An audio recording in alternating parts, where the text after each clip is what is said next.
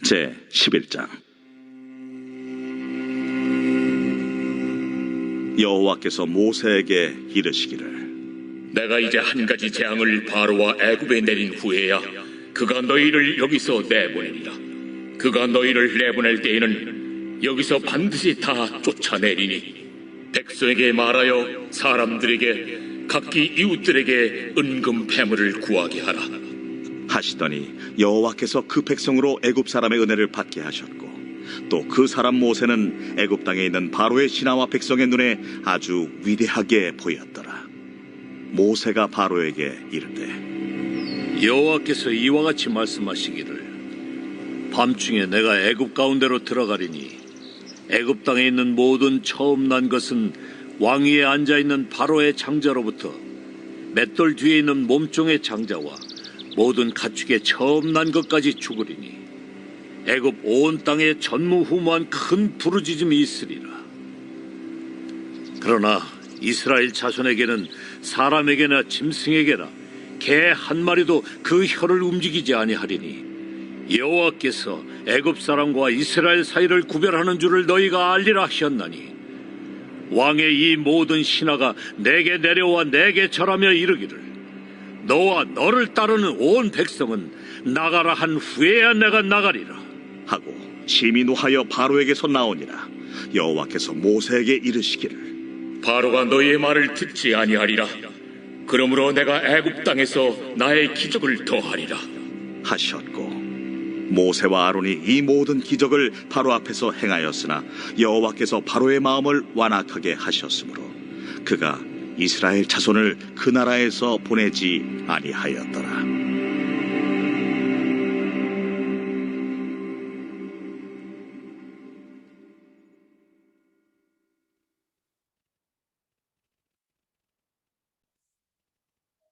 오늘 본문 말씀에서는 10번째 재앙에 대한 예고의 말씀입니다. 하나님께서는 모세에게 앞으로 한 가지 재앙을 내리겠다라고 말씀하십니다. 10번째 재앙을 내리신 후에 애굽의 바로 왕이 이스라엘 백성들을 내보내게 될 것이다 라고 말씀을 하셨습니다. 이스라엘 백성들이 애굽에서 나가기 전에 한 가지 할 일을 주셨습니다. 애굽 사람들에게 가서 은금 패물을 구하라라는 이런 말씀을 주신 것입니다. 애굽 사람한테 가서 당신이 가지고 있는 금은 패물을 다 나에게 주십시오 라고 이렇게 말한다면 그들이 어떻게 반응을 할까요? 분노할까요? 아니면 순순히 그들이 내어줄까요? 오늘 본문 3절에서 나오고 있습니다. 애굽 사람들의 반응입니다. 여호와께서 그 백성으로 애굽 사람의 은혜를 받게 하셨고, 또 그 사람 모세는 애굽 땅에 있는 바로의 신하와 백성의 눈에 아주 위대하게 보였더라 라고 했습니다. 이스라엘 백성들이 애굽 사람들로부터 은혜를 받게 하셨다라고 기록이 되어 있습니다. 애굽 사람들은 이스라엘 백성들에게 자신이 가지고 있는 금을 패물을 주면서 분노하지 않았습니다. 그들에게 기쁜 마음으로 또 은혜를 주는 마음으로 준 것이죠. 애굽 사람들은 이스라엘 백성들을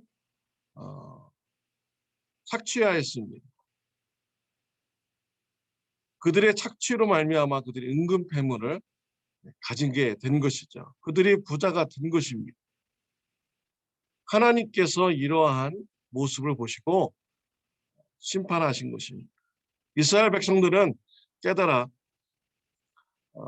알고요. 또 애굽 백성들도 알게 된 것이죠. 하나님이 어떠한 하나님이신지 그들은 알게 된 것입니다. 억울하게 당한 자들, 또 가난한 자들, 그들을 돌보시는 분이 바로 하나님이신 것을 알게 된 것이죠. 이스라엘 백성들이 나갈 때 그들의 노동의 대가를 애굽 사람들이 그들에게 이스라엘 백성들에게 준 것입니다. 하나님은 이와 같이요 가난하고 억눌린 자들을 불쌍히 보시고 또 채워주시는 분이 우리 하나님이신 것입니다.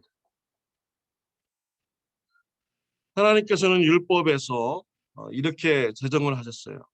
후에 이스라엘 백성들에게 율법을 주셨죠. 노예의 신분이 해방될 때는 빈손으로 내보내지 말라라고 율법을 만들어 주셨습니다. 신명기 15장 13절부터 15절 말씀에 보면요.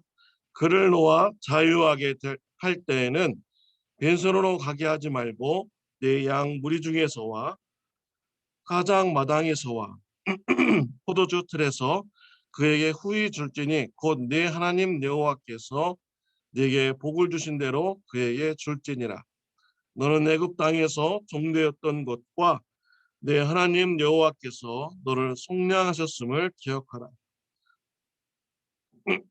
그것으로 말미암아 내가 오늘 이같이 내게 명령하노라라고 하였습니다. 하나님께서는 이스라엘 백성들이 애굽에서 해방되어 나올 때 후히 받아서 나온 것을 기억하고 민족들 중에서 노예가 해방될 때, 자기 집에서 노예가 해방될 때 그 사람을 빈손으로 내보내지 말라는 것입니다. 과거의 일을 기억하고 노예에게 후히 주어서 내보내는 것입니다. 포도주 틀이나 또 타작마당에서 또 양을 키운 곳에서 그 노예가 빈손으로 나가지 않도록 후히 주어서 내보내라라고 하셨습니다. 이런 것을 보면 하나님이 어떠한 관점으로 보시는가를 우리가 알 수가 있죠. 하나님께서는 부자의 눈으로 보시지 않습니다. 사장님의 눈으로 보지 않습니다. 하나님께서는요, 약한 자의 눈으로 보고 계세요. 가난한 자의 눈, 억눌린 자의 눈으로 보고 계십니다. 그래서 노예가 나갈 때 그 노예가 앞으로 빈손으로 나가면 어떻게 되겠습니까? 살아갈 수가 없는 것이죠. 막막한 것입니다. 그래서 그 노예가 나가서 살아갈 수 있도록 후히 주어서 내보내라고 율법에 말씀을 하셨습니다. 하나님은 이와 같이 약한 자의 하나님이신 것입니다. 이런 하나님이신 것을 우리가 기억을 해야 됩니다. 그래서 우리 주위에 우리가 약한 자, 억눌린 자들을 그들이 짓밟고 우리가 그들에게 피해를 주지 않았는가 우리가 돌아봐야 됩니다. 그들을 통해서 우리가 이익을 많이 얻지 않나 돌아봐야 돼요.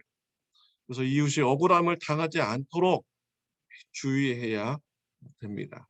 혹시 피해를 주었다면 우리가 죄를 인식하고 회개하고 뉘우치면서 그들에게 피해 보상을 해 주어야 됩니다. 회개의 삶을 살아가야 되는 것이죠. 하나님은 가난한 자, 억눌린 자, 연약한 자를 사랑하시고 돌보시는 이런 하나님이신 것입니다. 하나님께서는 모세에게 장자의 재앙을 내릴 것을 경고하라고 했습니다.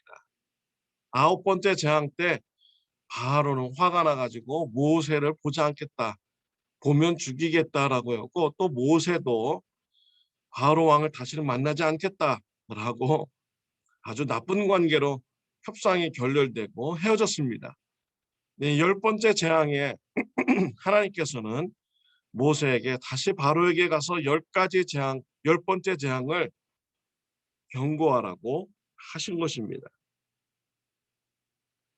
바로의 반응이 어땠습니까? 10절에 보면 바로 왕은 마음이 완악해서 하나님께서 주시는 경고의 말씀을 받아들이지 않습니다.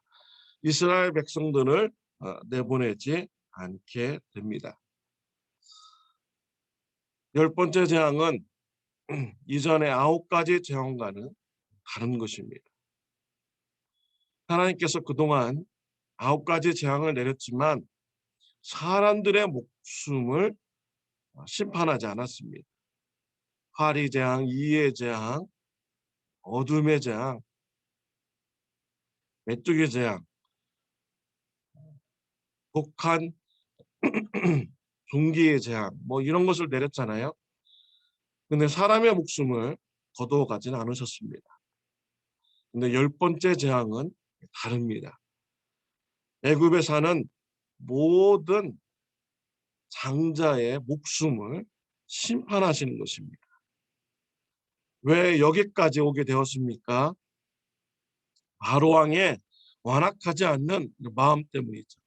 회개하지 않는 이런 마음 때문에 애굽의 장자의 재앙이 내려지게 된 것입니다.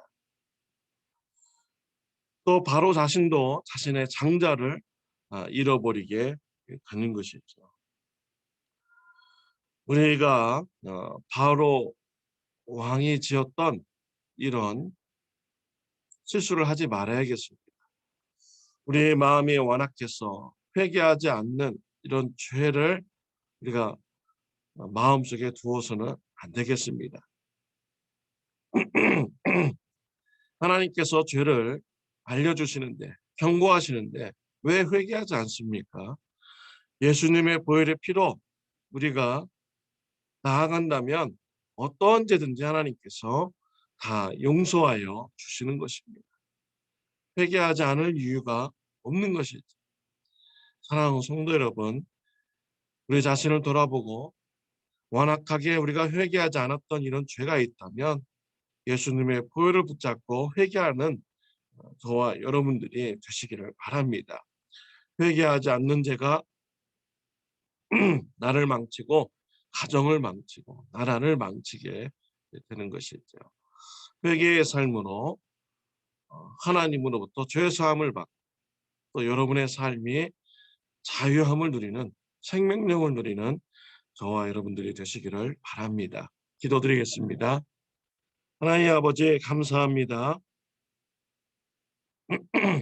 오늘 말씀을 통하여 하나님께서 가난한 자의 하나님, 억눌린 자의 하나님을 또 보게 되었습니다. 우리 주위에 가난한 자들, 억눌린 자들, 지극히 작은 자들이 하나님부터 사랑받는 자임을 알고 우리가 그들을 잘 대할 수 있게 하여 주옵소서. 또 바로 왕같이 완악한 죄가 우리 마음속에 있는지 돌아보게 해주시고 회개하는 삶 있게 하여 주옵소서. 예수님의 이름으로 기도드렸습니다. 아멘. 좋은 하루 되시기를 바랍니다.